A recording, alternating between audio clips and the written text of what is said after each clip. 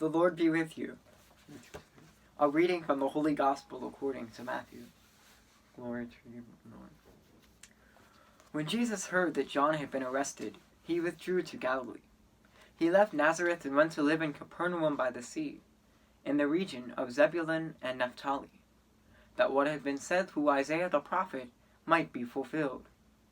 Land of Zebulun and land of Naphtali, the way to the sea beyond the Jordan, Galilee of the Gentiles. The people who sit in darkness have seen a great light. On those dwelling in a land overshadowed by death, light has arisen. From that time on, Jesus began to preach and say, Repent, the kingdom of heaven is at hand. As he was walking by the Sea of Galilee, he saw two brothers, Simon, who is called Peter, and his brother Andrew, casting their nets into the sea. They were fishermen. He said to them, Come after me, and I will make you fishers of men. At once they left their nets and followed him. He walked along from there and saw two other brothers, James the son of Zebedee, and his brother John. They were in a boat with their father Zebedee, mending their nets. He called them, and immediately they left their boat and their father, and followed him. He went all over Galilee, teaching in their synagogues, proclaiming the gospel of the kingdom, and curing every disease and illness among the people. The Gospel of the Lord. Praise to you, Lord Jesus Christ. Growing up, I always enjoyed a good road trip. Whether it be getting in a car, or a coach bus, or whatever it might be, traveling a long distance for vacation, for retreats, to visit family, whatever the case might be. I loved going out of state, out of a city, and just going to experience life in a new area, just going various retreats, going to visit family, which very lucky my family was scattered, Philadelphia, Cleveland, Virginia, Maryland, all throughout. Good driving distance, but it's still a nice long trip to go see them, and I love those road trips. And I love sharing them with maybe my church youth group, going on retreat, maybe my family going on vacation, or maybe just my grandmother going around to visit the different relatives. I just always loved a good road trip. I always looked forward to them and really enjoyed them thoroughly. And my grandma, as I said, we like to travel together. We were kind of travel buddies. We would go down to Virginia and Maryland to see my uncles. And this one time, we were down there, and my uncle had heard that I had never gone fishing before. And he liked to fish, his son liked to fish, so they were really into fishing. So they had this nice convenient pond by their house where they liked to fish. And, it was nice and quiet, not anyone was usually there, and tons of great fish to catch, great experience to go fishing there. So they're like, hey, since I was staying with them and, I traveled with my grandma, hey, why don't we go to the pond and teach Dale how to fish?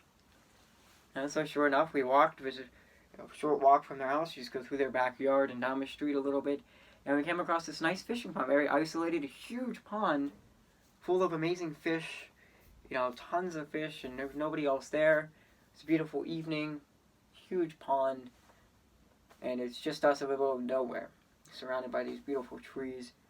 And so they're going to teach me how to fish. I've never been fishing before. So, we hook it up, and I apologize, I do not know the terminology at all, but I think you put the bait on the line, I think that's what it's called, and you wind it up, and you throw it in, and that's what we did. That's what I did. Threw it in, and then you got to be patient. But there were a lot of fish in this pond, so it didn't take long, and eventually I got a catch. I'm like, yes, got my first fish.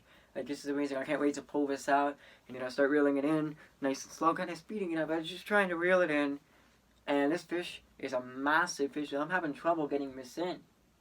I'm having a lot of trouble here. I'm like, wow, not only did I catch my first fish, but I got a massive fish. What a great job. So, I keep trying to reel it in, I could see the line is getting closer. And it's so stubborn, it's so hard, it's barely moving. And then eventually I think it got caught on something. Caught on a rock or something, and it stopped moving, and it was almost impossible. I was yanking and yanking and yanking. And I broke the line. I don't know if I had got a fish or not, but I got it caught on something, or maybe I did something wrong. But I snapped the line or the pole. I don't know how I don't know how fishing works too well, but I'd broken it. And I'm like, oh man, I thought my uncle, he was cool about it. He's like, okay, here, take another pole. We brought 3 poles for the 3 of us. Here, try another one. We're gonna get you your first fish. He's like, shake it off. It happens all the time. So I'm like, okay, thank you. I feel a lot better now that he's not angry. And, if it happens all the time, that's good. I'm not the only one. I hope my inexperience isn't really slipping through the cracks here. So I'm going to try again, put the bait on my second now. One of their rods. Another one of their rods. Cast it out into the sea. And again, I get a pretty quick catch. And I reel it in. This one's having a lot of trouble as well. I've either gotten another big fish, or I've gotten it caught on something again. So, I call them over. I'm like, I'm not going to screw this one up again. I'm not going to pull it too hard. I'm not going to try too hard. I want the experts to try to reel this one in for me. Help me out here. So, we're all trying to pull it in, reel it in, whatever we're trying to do. We're trying to get this fish, my first fish, to the shore without breaking another rod. But sure enough, the rod breaks. The line snaps. I've broken 2 fishing poles. My first experience fishing. And finally, we have 1 stick left. Again, they're not upset at all, which makes me feel a lot better. He's like, hey, it's okay. This is funny. I don't know how it's happening, but hey, he wasn't mad. He was laughing, laughing with me, not at me. Because, I was like, I don't know how this is happening. It was pretty bizarre. So again, we get the final fishing rod that we had brought out for the 3 of us. And so far, I'm the only one fishing, and I've broken 2 of their rods. So I'm feeling pretty bad. Feeling pretty self-conscious that I'm not able to reel this one in. I'm like, I don't know what I'm doing wrong. But this is not, I didn't intend fishing to be this disappointing. Who is 2 for 2 fishing, but it's breaking rods that you're 2 for 2? I don't know what's up. So anyway, they trust me. For some reason, they trust me. Again. So I cast the line out. Start reeling it in. I don't know what happened. Long story short, that rod snaps. But line breaks. So all in all, in my first experience fishing, I caught 0 fish, and I broke 3 fishing rods. I have not been back fishing since. I don't know if I really want to go back or if I'm going to be any good. But as you can tell, I'm not the expert on fishing, and I'm not too good at fishing. I'm just happy that my uncle wasn't mad at me and didn't kill me. If someone's going to break 3 of your fishing lines, I don't know how you're going to survive. But, somehow, I have a great touch when it comes to fishing.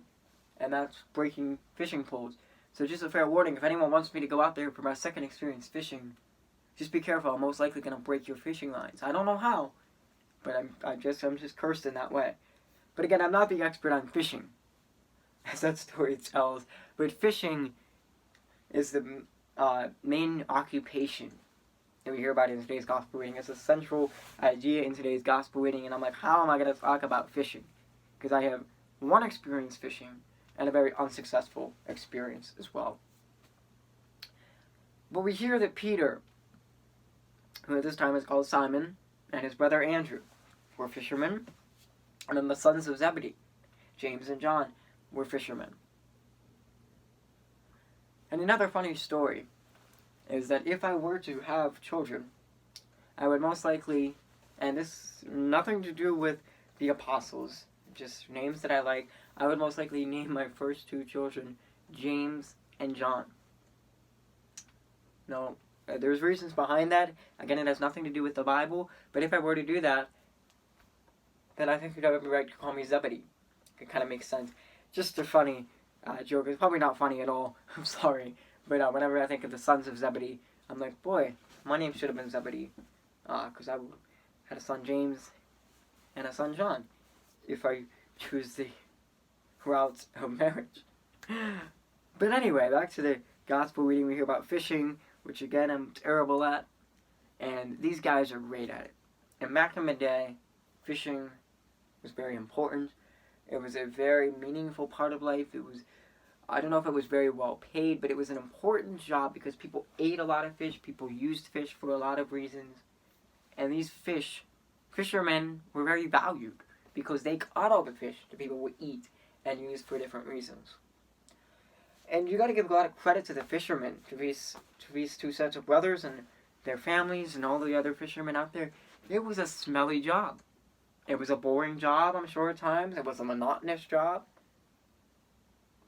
And it was a very demanding job as well back in the day. You know, you'd get all these people crammed in a tiny boat with this huge net. And then you got to reel it in all together, full of fish. And that's breaking it so full. It was a tough job. And so when you lose some of your employees, I'm sure you might have to go out of business because you don't have enough people to reel those fish in. But sure enough, when Simon and Andrew, when James and John saw Jesus coming and said, "Come, follow me," sure enough, they left everything behind. Their father, their fishing business, which was, again, very valuable, very important asset in life, and they followed Jesus, this stranger whom they knew nothing about.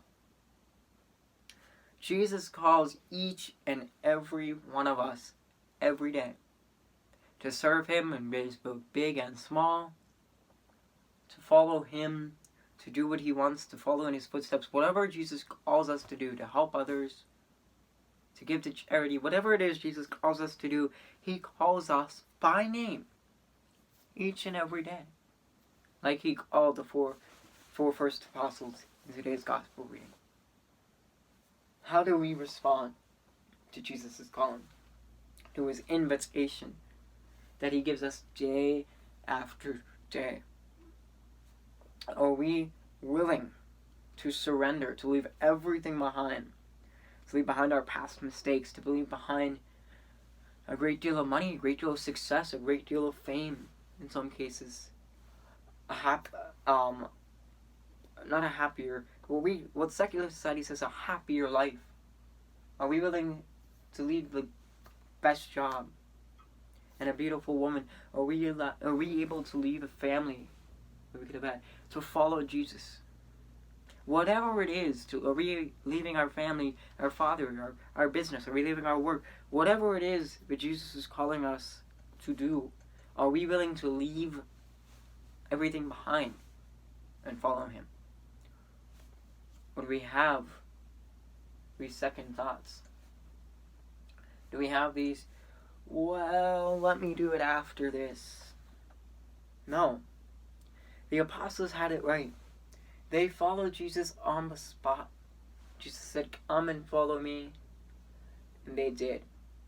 They did so with no questions asked, no hesitations, no preconceived notions, nothing.